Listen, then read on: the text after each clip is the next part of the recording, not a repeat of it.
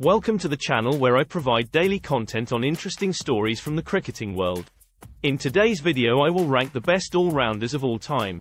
My list, however, will be free from bias, emotion and favoritism, as I am going to use pure maths. I will use what is a good measure of an all-rounder, the difference between their bowling and batting averages. If you think about it, the perfect all-rounder would have the batting average of Don Bradman and the bowling average of Malcolm Marshall. So what I have done for my list is taken their batting average and then subtracted their bowling average to give an all-rounder average, and then ranked them based on that. The higher the all-rounder average, the better the player. Before I start, I had to put some minimum requirements in, and I went for 3,000 test runs and 100 wickets. This is to rule out those such as Joe Root or Steve Smith, who have got very good batting averages and just bowl a bit, but would never be classed as a true all-rounders.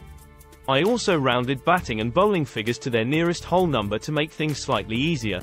My list started as a top 10 but actually turned into a top 11 as I forgot about one of the participants who bumped a number of players down. I also end the video with some of the other all-rounders who you may have thought would make the list, but ultimately their figures weren't quite good enough. So here goes. Number 11, Ben Stokes. With a batting average of 36 and a bowling average of 32, his all-rounder average is 4. Placing him at 11 in my list. The English superstar can win games single-handedly and is a fan favourite all around the world, but being critical, his stats are good but not great. Number 10, Chris Cairns.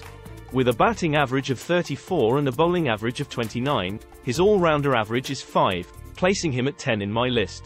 Cairns is the first of two representatives from New Zealand on the list, and someone who I will remember for hitting a very long ball. He also has one of the highest 6-to-game ratios in cricket. Chris sadly passed away recently, but there is no doubting he was a great of the game. Number 9, Richard Hadlee.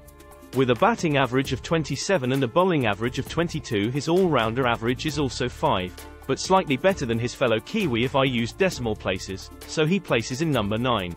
Hadlee was known as a bowling all-rounder and would probably make a lot of people's top 10 lists for bowling alone, but he was also a more than capable batsman.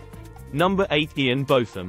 With a batting average of 34 and a bowling average of 28, his all-rounder average is 6, placing him at number 8. You might have thought Beefy would have appeared higher on the list, but his statistics really started to wane towards the end of his career. Still, though, in his prime he was devastating with both bat and ball. Number 7, Shakib Al Hasan. With a batting average of 39 and bowling average of 31, his all-rounder average is 8, placing him in at 8.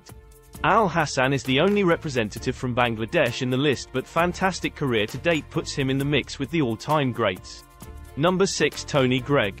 With a batting average of 40 and a bowling average of 32, his all-rounder average is 8, but slightly higher than Al Hasan if I used decimal places, placing him at 6. Greig was the player who I actually forgot about when researching for this video, but shame on me for forgetting the great all-rounder turned commentator. Number 5, Shaun Pollock. With a batting average of 32 and a bowling average of 23, his all-rounder average is 9, placing him at 5 in my list. Pollock possibly goes under the radar as he is slightly overshadowed by another South African who appears later in the list. But Pollock was a fantastic player in his own right and would have got into any side in the world via his bowling alone. Number 4, Ravindra Jadeja. With a batting average of 36 and a bowling average of 24, his all-rounder average is 12, placing him at number 4. Jadeja is the current number 1 all-rounder in the world, and who could argue with that? He takes crucial wickets and can be relied upon with the bat also when India need him most. Number 3, Imran Khan. With a batting average of 38 and a bowling average of 22, his all-rounder average is 16, he slots into position number 3 in my list. The Pakistani legend truly is one of the greats of all time. He was an incredibly skilled bowler but also a very talented batsman, and would be the first name on the team sheet of almost any side in history. Number 2, Jacques Kallis. With a batting average of 55 and a bowling average of 33, his all-rounder average is 22, placing him at number 2 in my list. Kallis has some of the most amazing statistics in cricketing history. One of my favourite stats is that he has a better batting average than Sachin Tendulkar and a better bowling average than Zaheer Khan. Kallis will be remembered for his batting, but his bowling, particularly at the start of his career, was menacing in its own right.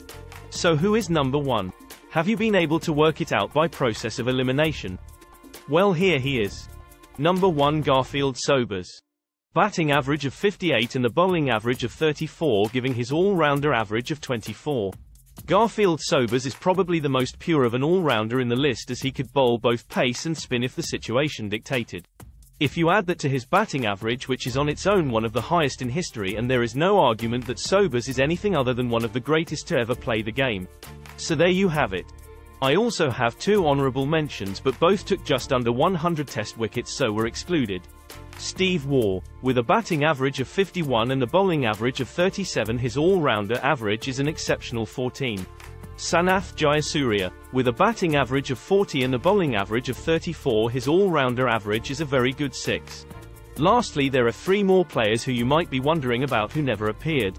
Here's their all-rounder averages. Ravi Ashwin equals 3. Kapil Dev equals 1. Andrew Flintoff equals -1. There you go, that covers pretty much every great all-rounder who has played the game. If I were to be asked who is my favourite out of all of those, I would probably lean towards Jadeja. This is for a couple of reasons. Firstly, as I am English, I didn't want to be predictable and pick Botham or Stokes. Secondly, I just think that Jadeja is the definition of clutch, in that he gets his runs and wickets at crucial moments, turning games in India's favour on his own. Thirdly, I am probably suffering from some recency bias, as Jadeja is playing fantastically at the moment. Let me know in the comments who your favourite is. Thanks for watching.